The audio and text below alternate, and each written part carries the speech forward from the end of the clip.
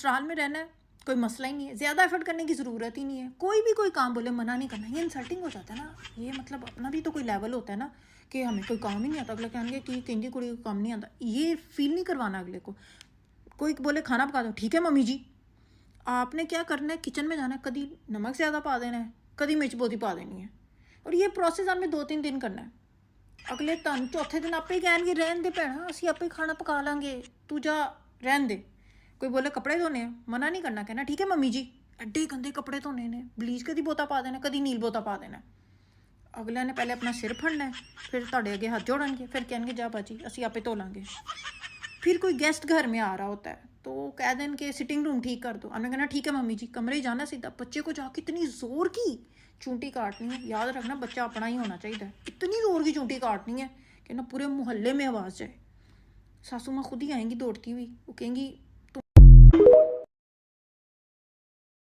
और मेरे हस्बैंड ने मुझे 7th मंथ की प्रेगनेंसी पे मेरे स्पाइन पे इतनी जोर की लात मारी और मेरे बाल खींचते हुए वो मुझे लेके गए दरवाजे के पास कि निकल हमारे घर से। वो मैं आज भी नहीं भूल पाती। और मेरे पेट में बच्चा था जो कि ईबू जो था, ईबू मेरे बेटे का नाम है, वो उल्टा था मेरे पेट में। मतलब वो नीचे को उसका हेड ना होके ऊपर को उसका हेड था और मुझे बहुत प्रॉब्लम होती थी।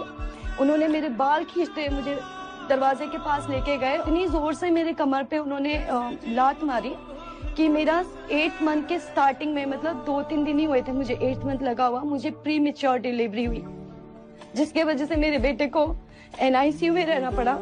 और जब मैंने अपने बेटे को NICU में देखा, मुझे ऐसा लगा सब खत्म हो गया है। मतलब ये बच्चा भी चला जाएगा और अगर इसको कुछ हो गया तो मैं खुद को माफ नहीं कर पाऊंगी, क्योंकि ये मेरी गलती है कि मैं इतने टॉक्सिक रिलेशनशिप में रह रही हूँ सिर्फ ये सोच के कि ये शादी बच जाएगी, और इस बच्चे को बचा नहीं पाऊंगी मैं।